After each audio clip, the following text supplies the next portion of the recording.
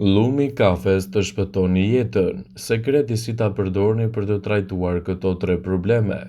Shumica e njerëzve, pasi pinë kafe në mëngjesit rregullisht, e hedhin filtrin në plera me llumin e kafes. Në fakt, ka kaq shumë gjëra që mund të bëni me llumin e kafes, saqë do ju lejoj edhe të merrni shumë përfitime në dobi të shëndetit. Dëgjoni me vëmendje për të njohur me disa nga mrekullitë që llumi i kafes mund të bëjë sipas Healthy Side. Ajo mund të përdoret gjithashtu edhe për eliminimin e bakterieve dhe parazitëve të ndryshëm. Llumi i kafes mund të përdoret për të eliminuar parazitët ose bakteriet nga çdo ambient i ndryshëm në shtëpinë tuaj. Mjafton të spruconi pak llumë kafeje në zona të caktuara. Para se të fillojmë, bëni një like videos dhe ju lutem klikoni subscribe, do të na ndihmonit shumë. Çdo ambient i shtëpisë do të marrë përfitimet dhe gjithashtu bakteriet dhe parazitët do të largohen prej tyre. Llumi i kafes mund të cilësohet gjithashtu edhe si një mjet i duhur për pastrim. Nëse enët ju janë bërë shumë të palara, llumi i kafes do ta zgjidhë fare lehtë këtë problem.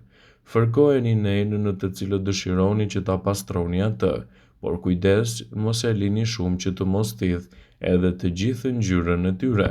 Kështu përfitimet që do të merrni do të jenë edhe enë më të pastra. Gjithashtu nëse dëshironi që mobiljet e drurit të kenë shkëlqim, përzieni llumin e kafes me ujë, lyeni mobiljet dhe lini të veprojë për disa çaste. Më pas e fshini me një leckë të pastër. Përfitimet që do të merrni në këtë rast do të jenë të menjëhershme dhe do të largoni gjithashtu edhe papastërtitë të ndryshme.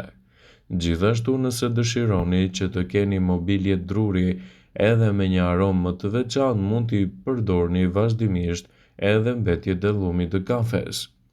Llumi i kafes mund të përdoret gjithashtu edhe për maskat e flokut. Fërkoni llumin e kafes në flokun tuaj përpara se t'i lani me shampo. E lini të qëndrojë për pak minuta dhe më pas e shplani atë me ujë të rrjedhshëm. Kështu përfitimet dhe vlerat e saj do të jenë të menjëhershme dhe lëkura juaj do të jetë akoma dhe më e shëndetshme. Llumi i kafes do të reduktojë edhe sasinë e caktuar të celulitit dhe jo vetëm. Përzieni një tas me llumin e kafes në vaj dhe aplikoni atë edhe vazhdimisht në lëkurën tuaj. Kryesisht mund të përdorni vajin e bajameve, ndërkaq zonën e lyeni me këtë kremë, e mbështini me një qese kuzhine dhe e lini të veprojë për disa minuta. Pasi të keni hequr qesen, qetësoni me një dush të ngrohtë. Përsëriteni këtë proces të paktën 2 herë në javë. Rezultatet do të jenë fantastike dhe lëkura juaj do të jetë akoma dhe më e mbrojtur. Llumin e kafes mund ta përdorni gjithashtu edhe për bimët. Shumë bimë kanë nevojë për pleun e duhur kimik dhe për sasinë e duhur të ujit për të mos u tharë dhe për të mos u dëmtuar nga dielli, ndërsa bimët të tjera kanë nevojë për gjëra të tjera. Për shembull, në kopshtin tuaj mund të keni bimë të caktuara që kanë nevojë për më shumë acid. Të tilla bimë bëhen edhe me llumin e kafes që të marrin vlerat e tyre.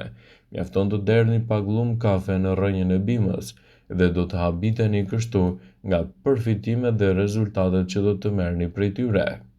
Llumi i kafes, siç dihet, mund të përdoret edhe si ple në kopshtin tuaj, duke mbajtur bimët tuaja më të forta dhe më të mbrojtura.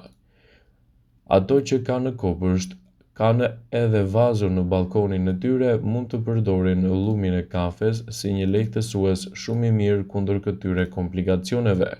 Ndaj nëse doni që të përfitoni prej rezultateve të tyre, mund ta përdorni llumin e kafes në këto raste. Llumi i kafes përmban disa prej mineraleve kryesore të nevojshme për rritjen e bimëve, siç janë nitrogjeni, kalciumi, kaliumi, hekuri, fosfori dhe magnezi. Gjithashtu llumi i kafes thith edhe metale të dëmshme që mund të kontaminojnë plehun. Për më tepër, llumi i kafes tërheq edhe krimbat e tokës, të cilat janë shumë të nevojshëm për largimin e papastërtive të kopshtit tuaj. Llumi i kafes mund të përdoret për të larguar nga kopshti insekte të ndryshme. Nëse doni që të mbani larg insektet nga kopshti ose nga ambientet e shtëpisë, Ju mund të përdorni fare lehtë lumin e kafes, si një zgjedhje të parë kundër këtyre komplikacioneve. Rezultatet që do të merrni do të jenë fantastike. Për këtë arsye mund të përdorni lumin e kafes për të larguar insektet e bezdisshme, siç janë edhe mushkonjat edhe mizat. Këshillohet të spërkasni oborin tuaj me këtë përbërje ose të lini disa enë të mbushura me lumin e kafes në dritare. Nëse doni të mbani larg kërminjt nga bimët, sugjerohet të spërkasni rreth kërcellit të tyre lumin e kafes. Nëse doni që të mbani larg bimëve tuaj, atëherë mund ta përdorni her pas here duke spërkatur edhe fundet e bimëve. Lumi i kafes mund të përdoret për të neutralizuar aromat e këqija. Gjithashtu, nëse doni të largoni aromat e këqija dhe të përmirësoni nuhatjen tuaj, atëherë përdorni lumin e kafes, i cili mund të jetë një zgjidhje lehtësuese kundër këtyre papastërtive, dhe rezultatet që do të merrni do të jenë vërtet të menjëhershme. Ju mund të vendosni një gotë me lumin e kafes në frigoriferin tuaj për ta pastruar atë nga aromat e ndryshme të këqija të ushqimeve. Gjithashtu mund të mbushni çorapet me lumin e kafes dhe t'i vendosni në këpucë, në çantat e palestrës, në dollap ose vendet ku mbani rrobat, ose edhe në makinë. Kështu rezultatet që do të merrni do të jenë të menjëhershme dhe gjithashtu papastërtitë do të largohen në mënyrë natyrale. Ju mund të përgatisni edhe një përbërje të thjeshtë me lumin e kafes, ta vendosni atë në ambientet e shtëpisë së suaj dhe gjithashtu mund të përdorni edhe për të pastruar papastërtitë. Lumin e kafes mund ta përdorni për largimin e papastërtive. Lumi i kafes, duke qenë se është i ashpër, ndihmon në pastrimin e sipërfaqeve të ndryshme. Përveç se do të pastrojë dhe dezinfektojë ato, do të japë rezultate fantastike edhe në përmirësimin e ambienteve tuaja. Gjithashtu ajo mund të përdoret edhe për largimin e rrathëve të zinj poshtë syve. Lëkura afër syve është vendi i parë ku shfaqen edhe shenjat e para të plakjes. Shumë faktorë ndikojnë në formimin e rrathëve të zinj ose edhe fytyrës mjaft të enjtur. Kështu mund të përdorni lumin e kafes si një zgjidhje pastruese edhe për shkak të aftësive antioksiduese që ato kanë në largimin e papastërtive dhe entjeve të lëkurës. Mjafton vetëm ky përfitim dhe gjithashtu dukja juaj do të jetë edhe më e shëndetshme. Gjithashtu ajo mund të përdoret edhe në raste të ndryshme. Lumi i kafes mund të përdoret si mjet pastrimi.